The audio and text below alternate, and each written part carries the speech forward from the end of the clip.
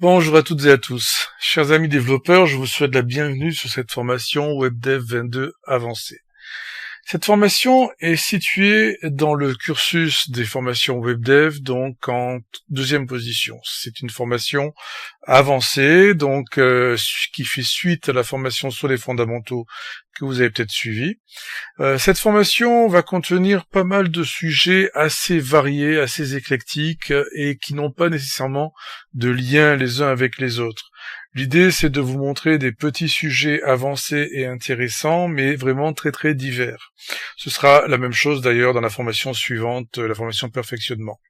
Donc vous allez voir qu'il n'est pas facile toujours d'intégrer les sujets en question dans un projet bien défini.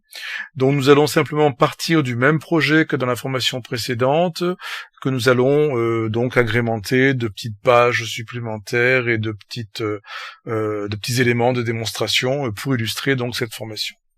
Alors qu'allons-nous aborder sur cette formation? Bien sûr, on commence par la vidéo de présentation, celle que vous êtes en train de regarder. Ensuite, je vous présenterai rapidement le projet de démonstration, justement, celui qui reprend le projet précédent et que nous allons agrémenter de quelques éléments supplémentaires.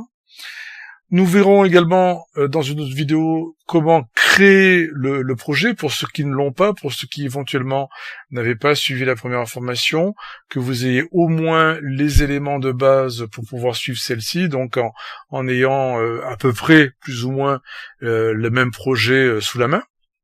Et puis nous aborderons directement les premiers chapitres. Donc la première vidéo sera consacrée au Dynamic Serving. C'est une fonctionnalité qui a été introduite dans WebDev 22 et qui permet de faire en sorte de proposer la bonne page web en fonction du type de client qui s'y connecte. Autrement dit, de proposer la bonne page web selon que l'on est connecté par exemple avec un ordinateur normal, donc avec un écran normal ou avec un ordinateur de poche, c'est-à-dire un téléphone portable, une tablette ou autre, qui a un écran complètement différent. L'idée c'est d'avoir donc des pages dédiées pour chacun de ces types d'écrans et de faire en sorte que WebDev puisse automatiquement distribuer la bonne page tout simplement en détectant le type d'appareil sur lequel la page est affichée. C'est ce qu'on appelle donc le Dynamic Serving.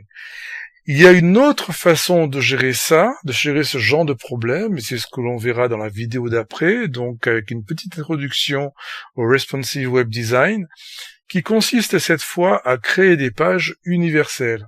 Donc une page qui sera capable de s'adapter toute seule aux différents types d'écrans sur lesquels elle va s'afficher. Donc en déplaçant elle-même les éléments de la page, en masquant certains dans certaines circonstances, etc. Donc nous verrons ça dans cette vidéo. Nous parlerons ensuite du zoning, le zoning qui est utilisé également dans les autres cas de toute façon et qui consiste donc à diviser la page en différentes zones, comme son nom l'indique. C'est ce qui remplace l'ancien système dans les anciennes versions de WebDev qui consistait principalement à utiliser des tables, même cachées, pour disposer les éléments sur la page. Donc le zoning est un petit peu plus souple. Et ce zoning utilise également la notion d'ancrage que certains d'entre vous connaissent peut-être si vous utilisez par exemple WinDev.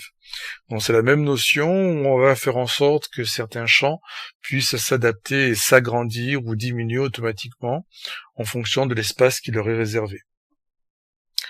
Nous aurons ensuite une vidéo consacrée à la gestion des droits d'accès, c'est-à-dire ce qu'on appelle le groupeur utilisateur dans WebDev, donc la gestion de comptes utilisateurs auxquels on va donner accès à votre site web.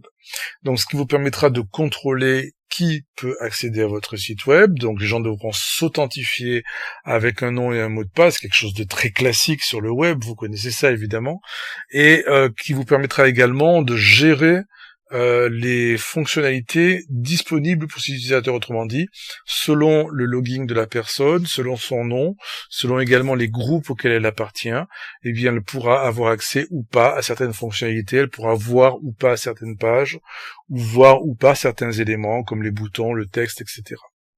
Donc très intéressant et relativement simple à gérer comme vous le verrez. Nous aborderons ensuite le multilingue. Donc le multilingue consiste à proposer plusieurs langues sur le même site web.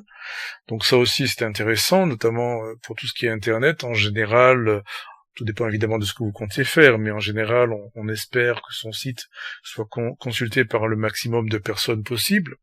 Et donc éventuellement on va gérer donc du multilangage. Et on peut donc faire ça assez facilement avec les produits PCSoft, WinDev et WebDev.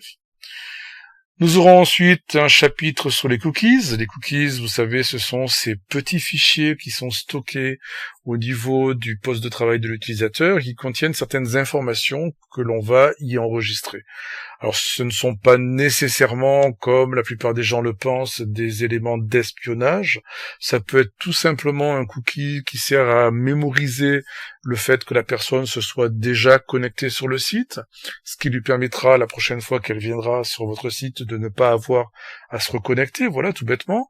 Ça peut être aussi un petit fichier qui contient, par exemple, le panier, dans le cas d'un site marchand, donc dans lequel on stocke les éléments, les produits que la personne a placés dans son panier, ce qui lui permet de les retrouver automatiquement quand elle revient sur le site plus tard, et de ne pas avoir à retourner les chercher évidemment dans le catalogue. Donc ça c'est vraiment extrêmement pratique. Donc voilà, tout un tas de choses qu'on peut faire avec les cookies et qui sont également particulièrement intéressants.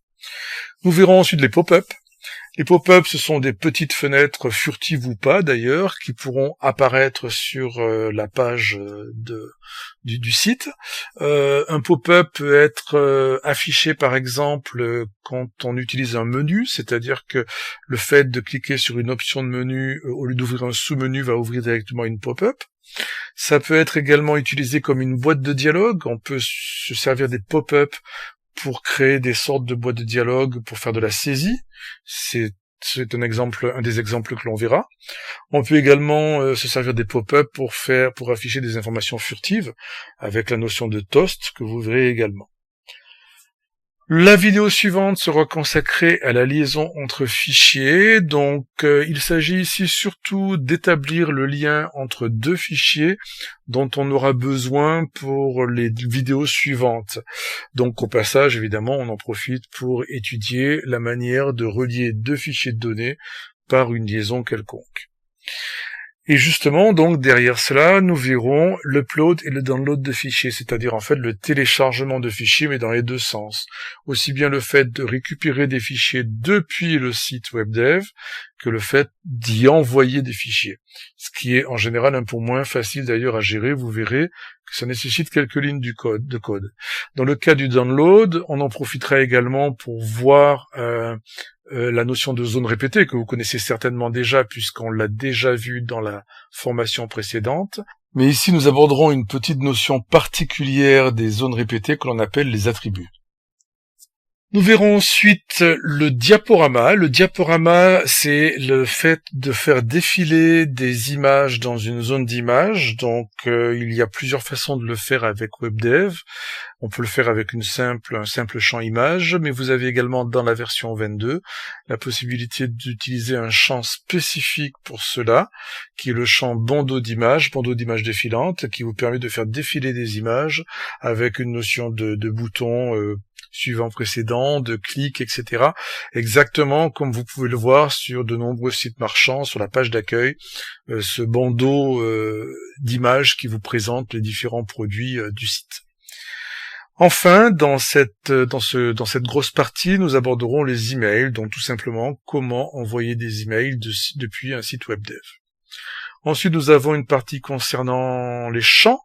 Alors les champs, certains champs que l'on n'aura pas eu l'occasion de voir auparavant, donc on revient notamment sur les champs tables, de façon à voir les tables programmées, c'est-à-dire comment remplir une table par programmation. Rien de bien compliqué, mais il y a des petites choses à savoir ici qui ne sont pas nécessairement évidentes si on ne les a pas apprises quelque part, donc comment remplir une table par programmation. Nous verrons comment gérer les champs graphes. Donc il y a beaucoup de types de graphes proposés dans WebDev. Nous verrons principalement l'histogramme et le camembert, le champ secteur, et également comment manipuler, ou tout au moins de manière assez basique, ce type de champ par programmation. Les zones répétées, donc je l'ai déjà expliqué précédemment, ça sera plutôt dans le champ upload-download, donc on en parle effectivement, bien qu'il n'y ait pas une vidéo spécifique pour cela. Nous verrons également les modèles de champs. Donc les modèles de champ, c'est un petit peu comme le modèle de fenêtre qu'on a déjà abordé dans la formation précédente. Ici, il s'agit donc de créer un petit modèle de champ qui pourrait être utilisé de manière infinie sur différents autres champs que l'on va créer à partir de ce modèle.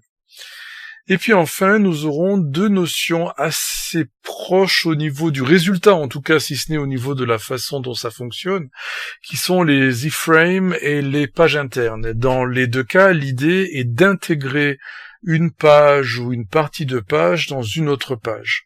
Donc on peut le faire de deux manières différentes, avec les iframes, avec les pages internes. Ce n'est pas le même principe derrière. Dans un cas, c'est visible, si je peux dire, au niveau du navigateur. Dans l'autre cas, ça ne l'est pas. Mais par contre, du point de vue de l'utilisateur, c'est vrai que le résultat est strictement le même.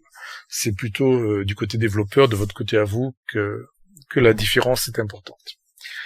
Et enfin, la dernière partie donc de la formation sera consacrée aux composants. Nous parlerons donc au passage du GDS, puisque le GDS, qui s'appelle donc le gestionnaire de sources, est non pas indispensable, mais en tout cas bien utile pour pouvoir utiliser les composants, et notamment les composants internes. Alors on peut très bien ne pas utiliser le GDS pour ça, on peut très bien partager des composants sans GDS, mais il est quand même plutôt conseillé de l'utiliser pour partager les composants.